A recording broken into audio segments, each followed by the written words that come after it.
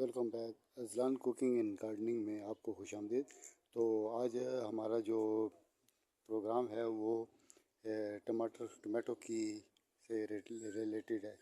तो इसमें हम आपको बताने वाले हैं कि ये मेरे पास काफ़ी सारे प्लांट लगे हुए हैं और कुछ प्लांट जो है उनमें ग्रोथ चल रही है और कुछ जो है उनमें फ्लावरिंग और बड फ्लावरिंग का सिलसिला भी जारी है और उसके अलावा कुछ में छोटे छोटे टमाटो भी आने शुरू हो रहे हैं। तो इसमें मैं आपको बताऊंगा कि आप देखें तो ये देखें आप, इसमें टमाटो भी आने शुरू हो रहे हैं और ये बड फ्लावरिंग है। सॉरी, ये टमाटर नहीं है बल्कि ये बड फ्लावरिंग और शुरू है यहाँ पर। इसी तरह से ये एक मेरे पास और पौधा है, तो ये भी एक पॉट में लगा हुआ है। ये पॉट जो है ये 18 इंच चौड़ा है, गोल है, रिंग है और इसमें नीचे से 10 इंची गहरा है ये। तो इसमें आप देख सकते हैं तो इसमें टमाटो भी आ रहे हैं। तो टमाटो जो है इनका भी एक सिलसिला जारी हो गया। तो ये आप देखें तो यहाँ पर टमाटो भी आने शुरू हो रहे हैं और ये 2 से 3 तकरीबन 2 या 3 इसमें टमाटो भी आए हुए हैं, तकरीबन 3 से 4 हैं। और इसी तरह से ये बाकी पौधों में भी, इसमें टोटल 5 पौधे लगे हुए हैं। तो लगाए एक ही टाइम पर थे, लेकिन कुछ ने अच्छी ग्रोथ कर ली है, कुछ ने थोड़ी कमज़ोर ग्रो की है। उसकी एक वजह है, वो मैं आपको बताता हूँ। उसकी वजह ये है कि जब आप इसको शेडी एरिया में रखते हैं, सेमी शेडी एरिया में रखते हैं या फुल धूप में रखते हैं, क्योंकि ये गमला मेरा फुल धूप में पड़ा हुआ था कुछ टाइम पर के लिए, तो बाद में मैं इसको सेमी शेडी एरिया में लाया हूँ। तो ये आप देख सकते हैं, तो ये मेरे पास सेमी शेडी एरिया, तो यहाँ पर मैं इनको लाया हूँ। तो ये जब धूप वाले एरिया में पड़े थे तो वहाँ ऐसा हुआ है कि एक साइड से इनको ज़ाहिर है मशरक़ से धूप आती है और मगरब में जाती है, तो उसी हिसाब से इसमें जो इसकी जो ग्रोथ हुई है वो भी इसी हिसाब से हुई है। तो उसके बाद नेक्स्ट में आ जाओ तो ये हमारे पास एक और पौधा है, तो ये भी हमारे पास टमाटो प्लांट है। तो इसमें भी आप देख सकते हैं तो अच्छी ग्रोथ चल रही है और इसमें अभी बड फ्लावरिंग का सिलसिला भी जारी है और इसमें कुछ टमाटो भी आने शुरू हो रहे हैं। तो टमाटो जो हैं वो मैं आपको बता देता हूँ। तो ये देखें आप, इसमें 2 टमाटो भी आ चुके हैं। तो इसी तरह से ये भी हमारे पास छोटा कंटेनर है, यानी कि ये एक छोटा सा जार है। तो इस जार में ये 6 इंची चौड़ा है और 10 इंची गहरा है। तो इसमें भी इसकी बहुत अच्छी ग्रोथ चल रही है और रिज़ल्ट भी इसका काफ़ी अच्छा है। तो ये रिज़ल्ट आप इसका देख सकते हैं। तो इसी तरह से ये अच्छी ग्रो कर रहा है। तो ये पौधा जो है ये भी अभी बढ़ना शुरू हुआ हुआ है और इसमें भी अभी बर्ड फ्लावरिंग का सिलसिला तो अभी मेरा हाल जारी नहीं हुआ है। तकरीबन बर्ड इसमें आ रही हैं, फ्लावरिंग अभी नहीं शुरू हुई है। तो ये ऐसे ही है, ये भी तकरीबन 10 इंची बाई 10 इंची का गोल पार्ट है, तो ये इसमें ग्रो कर रहा है। तो इसी तरह से मैं आपको एक और पार्ट में दिखाता हूँ। तो ये मेरे पास मुख्तलिफ पार्ट में तकरीबन 15 से 20 टमाटो लगे हुए हैं, तो मैं आपको बारी बारी सबका ही विज़िट कराता रह जाऊँगा। तो इसके बाद आप देखें तो ये हमारे पास एक डाल्टे का डब्बा है, 10 का डब्बा है और इसमें आप देख सकते हैं ये कड़ा भी लगा हुआ है। ये पहले किसी और काम में पानी बॉइल्ड करने के काम में आता रहा है कुछ टाइम, तो उसके बाद मैंने इसको इसमें अब ये क्योंकि लीकेज हो गया था तो इसमें मेरे नीचे से होल ज़्यादा करके तो इसमें मैंने ये टमाटो का पौधा लगा दिया है। तो इसमें आप देख रहे हैं तो ये फ्लावरिंग भी इसमें आ रही है और अच्छी फ्लावरिंग है। तो फूल अभी नहीं है इसमें, अभी टमाटो नहीं बने हैं, तो फ्लावरिंग जो है इसमें शुरू है। उसके बाद ये पौधा आप देखें तो ये भी हमारे पास एक पेंट की बाल्टी है छोटी, 8 इंच बाई 8 इंच की।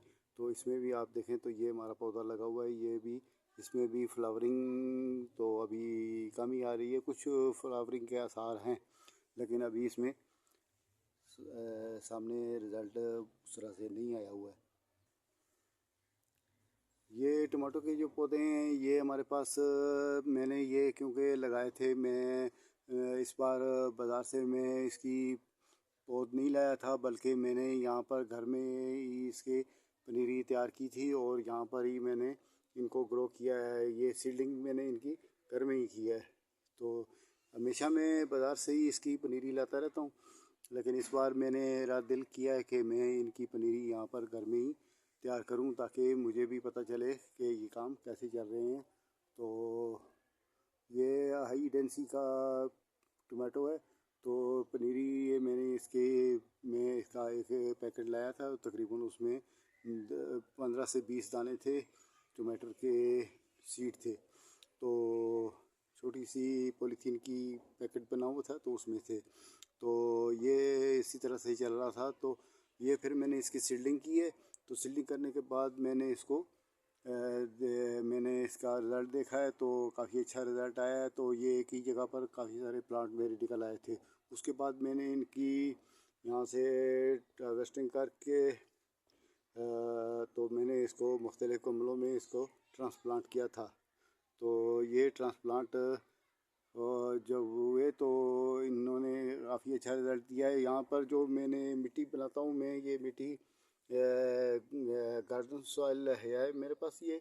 तो गार्डन सॉइल में मैं थोड़ा सा वर्मी कंपोज, 20% वर्मी कंपोज और 30% काऊ डंग ब्लैक वाला, यानी पुराना, कम से कम 6 महीने पुराना होना चाहिए, तो वो मैं इस्तेमाल करता हूँ। तो ये मैं शुरू से यही मेरी आदत है। उसके बाद मैं गर्मियों के टाइम में इसको मैं लिक्विड खाद, ठंडी खाद भी उसको कहते हैं, तो वो मैं देता हूँ। तो कुछ इनमें एक और भी काम किया हुआ है कि इसमें मैंने किचन वेस्ट जो है वो भी मैं इस्तेमाल करता हूँ। उसका इस्तेमाल करने का मेरा ये तरीका है कि मैं तो किचन वेस्ट इस्तेमाल करने का मेरा ये तरीका है कि मैं उसको, मेरे पास एक ड्रम है तो मैं उस ड्रम में जमा करता रहता हूँ, और वहाँ से निकाल के जब भी मैं रिपोर्टिंग करता हूँ तो मैं रिपोर्टिंग के दौरान मैं इसको नीचे से ज़मीन से ऊपर, यानी इसके तले से तले में तकरीबन 2 किलो या इतने के हिसाब से मैं इसको डाल देता हूँ। और वो मेरे पास गला सड़ा हुआ किचन वेस्ट होता है, तो वो डाल देता हूँ। उसके बाद गार्डन गार्डन सॉइल और वर्मी कंपोज और काऊ डंग और ये चीज़ें जो है मैं इसके अंदर शामिल करता हूँ। तो फिर इनकी इसमें जो मैं ट्रांसप्लांट पौधे करता रहता हूँ। तो ये एक हमारे पास और एक छोटी सी बाल्टी है, ये भी पेंट वाली बाल्टी है। तो इस बाल्टी में भी मैंने ये टमाटो की ट्रांसप्लांटिंग की थी, तो इसमें भी आप देख सकते हैं। तो ये अच्छा रिज़ल्ट आया है। इसमें बर्ड फ्लावरिंग भी शुरू है, और बर्ड फ्लावरिंग के साथ साथ इसमें टमाटो भी आ रहे हैं। टमाटो का रिज़ल्ट आप देख सकते हैं। ये टमाटो इसमें 2-4 लगे हुए हैं। इसके बाद ये मेरा अगला कंटेनर है, ये भी ऑयल वाला एक छोटा सा पॉट्स है, जिसमें कुकिंग ऑयल आता है। तो इसी को मैंने काट के तो इसमें मैंने इसको ट्रांसप्लांट किया है टमाटो को। तो ये हमारा टमाटो है, इसकी भी रिज़ल्ट आप देख सकते हैं। तो इसमें भी अच्छे रिज़ल्ट आ रहे हैं। तो इसमें बर्ड फ्लावरिंग और फ्लावरिंग भी हो रही है, और ये अच्छी सी ग्रोथ भी इसकी चल रही है।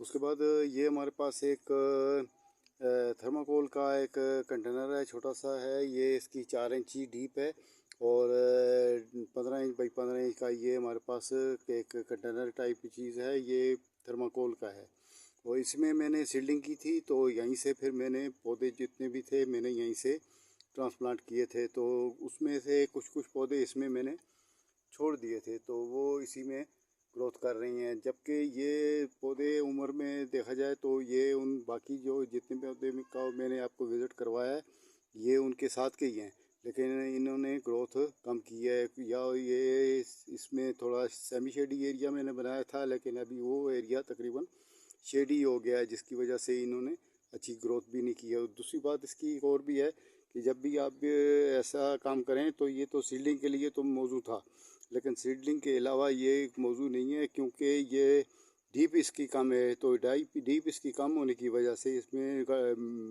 सॉइल जो है वो कम मिकदार में है, तो इसको पौधा जो है ये बहुत समझदार चीज़ होती है, इसको अपने लिए अपनी ज़रूरत को ये सारी बातों को ये समझता है।